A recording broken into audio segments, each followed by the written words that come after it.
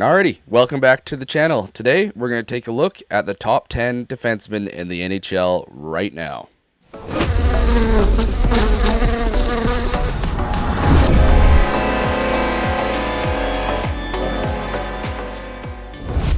Alrighty, before we get into this top 10 list, I just wanted to go over the fact that, hey, this is from NHL.com points-wise, so defenseman is a little bit more controversial because, you know, a lot of people are looking at defensive defensemen between offensive defensemen, but for this case, it's mostly just offense. But I wouldn't be able to do this video without doing a couple of honorable mentions, and one of them has to be Jacob Slavin to me, just because I just think he's such an insane defensive defenseman. I saw it actually in the Four Nations is when I first noticed it, when he was playing in that tournament, just how ridiculous he is at shutting down people. Yes, he only has 4 points on this season. He has lots of injuries, but I couldn't make this video without mentioning his name. One more honorable mention that I wanted to chuck in here. He almost made the cut. He's ranked 11th on NHL.com, but again, I couldn't make this video without mentioning him. It's the rookie sensation in Matthew Schaefer. He's been absolutely ridiculous. He has 22 goals and 30 assists for 51 points on the season. Look at the ice time he's eating up as well with 23. 35 as his average, 24-26. Absolutely ridiculous stuff there by the Schaefer Master. Anyways, let's get into the top 10 now, shall we? All right, coming in at number 10, it's surprisingly Erik Karlsson. I feel like I haven't heard his name in a while, but he's still around, and he still is an elite defenseman. Always loved the guy, loved the personality as well. 66 games played so far. He has 11 goals, 43 assists for 54 points. He's got a +10 on his plus-minus rating. He's still there, folks, and he's still kicking around. I think of this ranking, I just want to take a look at their last 5 games as of posting this, just because it kind of gives you a little bit more of an idea of how they're doing. Against Colorado, he got 1 goal, 2 assists for 3 points, +2 on the game, 21 minutes, pretty much 22 minutes on time on the ice. Carolina against them was 2 goals and 1 assist for 3 points. These are pretty monster numbers for a guy like that at this point in his career. Yeah, just take a look at the time on ice as I'm going through this, because he is definitely a big part of this team. Winnipeg, 2 goals, just like that, 2 points, and 0 the next game against Carolina. And then in his recent game against Colorado, there is nothing there. He's got a -2, but he still has 23 53 on time on ice. Absolute elite stuff there by Erik Karlsson at number 10. All right, at number 9, we got Charlie McAvoy of the Boston Bruins. 60 games played, 10 goals, 45 assists for 55 points, a +8 on the plus-minus of the season so far. Taking a quick look at his last 5 games here. Against Montreal, he had 1 assist for 1 point. Winnipeg, nothing there. +4 though, which is huge. 2 assists in the next game for a +2 for 2 points. 1 goal against Toronto. And in his most recent game against Buffalo, he recorded 1 assist. Take a look at his ice time throughout that. I think the highest one on there is 27 minutes. That's ridiculous. That's a lot of time to be playing on the ice. McAvoy, I love having him on the list because he's not actually just an offensive threat. He's very good on both sides of the ice, very well defensively. So definitely well earned to be on this list at number 9. All right, number 8 on the list, it's Miro Heiskanen of the Dallas Stars. With 69 games played, he's got 9 goals, 50 assists for 59 points, +14 on the plus-minus rating there. He's an absolute beast. He's one of just many of the great Finnish players on that team. And taking a look at his last 5 games against Utah, he had 1 assist for 1 point. Against Colorado, nothing there. 1 assist for 1 point, 1 assist for 1 point again, and 0 in his latest game. But check out his ice time once again. The highest on here is 28-12. Those are some pretty big numbers there. So well deserved at number 8.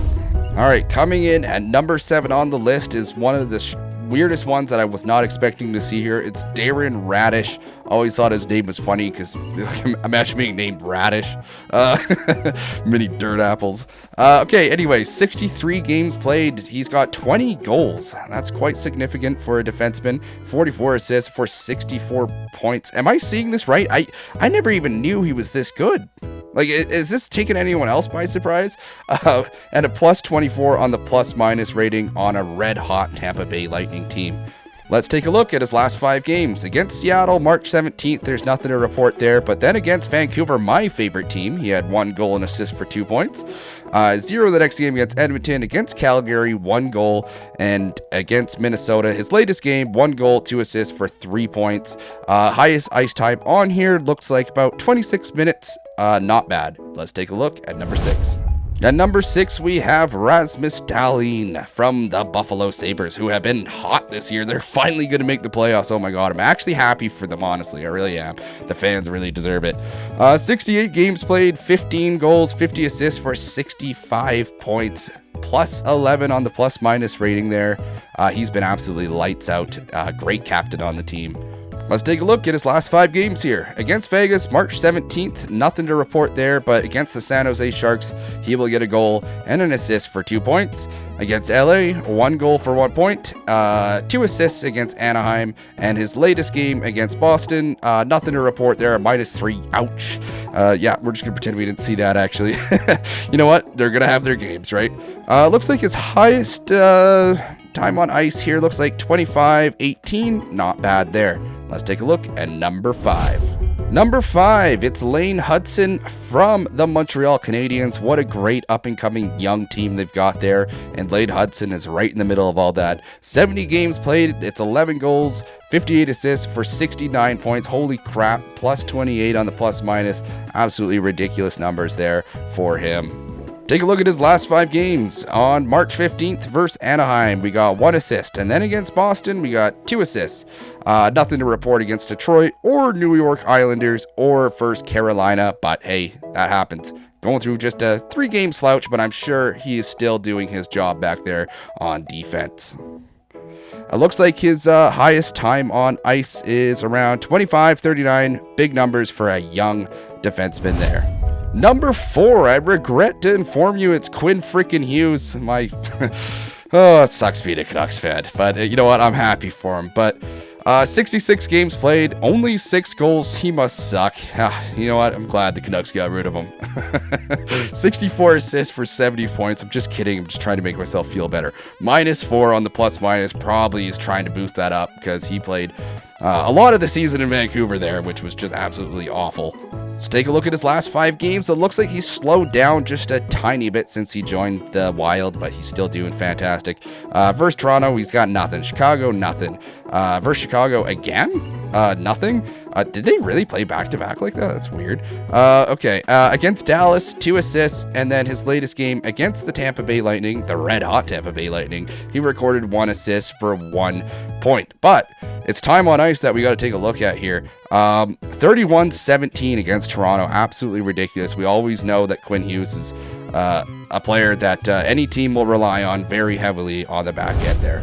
All right, we'll head ourselves into the top 3, and of course, it's just very fitting to have Cale Makar just 1 above Quinn Hughes there. I can finally admit now that Cale Makar is better than Quinn Hughes now, by the way.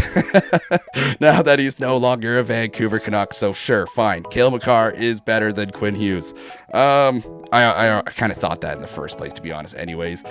70 games played, 20 goals, 51 assists for 71 points, plus 31 on the plus-minus rating there. Great stats there on a red-hot Colorado team with Nathan MacKinnon and the boys. Let's take a look at his last 5 games. Versus Pittsburgh on March 16th, he has 1 point. Versus Dallas, 1 goal. Chicago, 1 assist, and against Washington, nothing there, and his latest game against Pittsburgh with 1 assist. Let's take a look at his time on the ice. It looks like his highest number here is 23-54, a huge difference from a guy from Quinn Hughes, but you look at a team like the Avalanche, and they got a lot of good players. They don't need to be playing them for 31 minutes on so they well use their roster there. Number 2 on this list, I gotta stop sleeping on this guy. It's Zach Werenski of the Columbus Blue Jackets, with his new teammate Connor Garland. Still crying about that a bit. Just made a video on Connor Garland, by the way, if you guys want to check that out after this.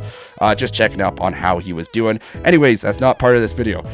64 games played, 21 goals, 56 assists for 77 points. He's got a plus 12 on the plus-minus rating there. Take a quick look at his last 5 games. Once again, against Carolina on March 17th, we got 1 assist. Against the New York Rangers, 3 assists for 3 points.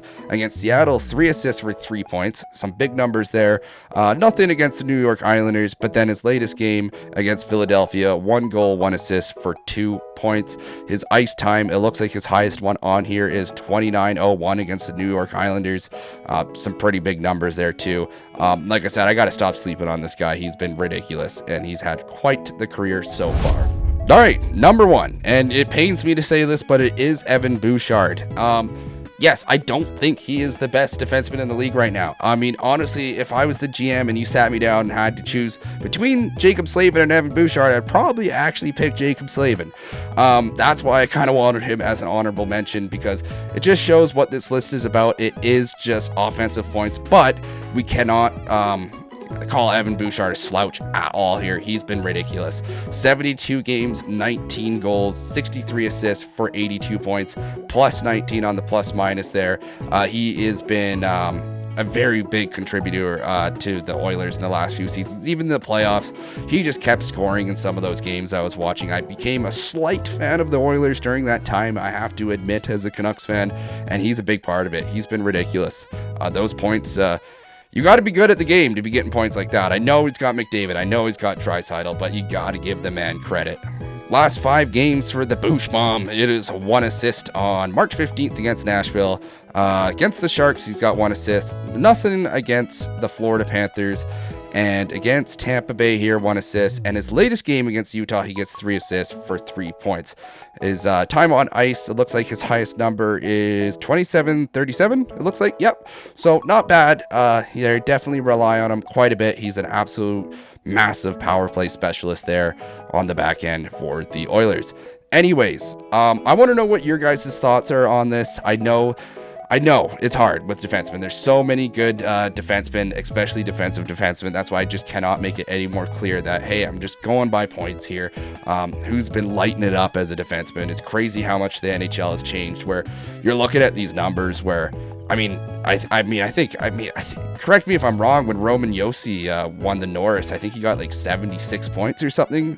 Like, I don't know, maybe 6 or 7 years ago. Everyone's at that now. It's just crazy how quickly it has evolved, but it does make for fun hockey to watch. Anyways, I'm going to wrap up this video. Like I said, let me know what you guys think in the comments. I would love to hear what you guys got to say. If you enjoyed this kind of content, I would really appreciate it if you guys subscribed. But if not, you know what? Whatever. Thanks for the view anyways. I always appreciate that as well. So, goodbye.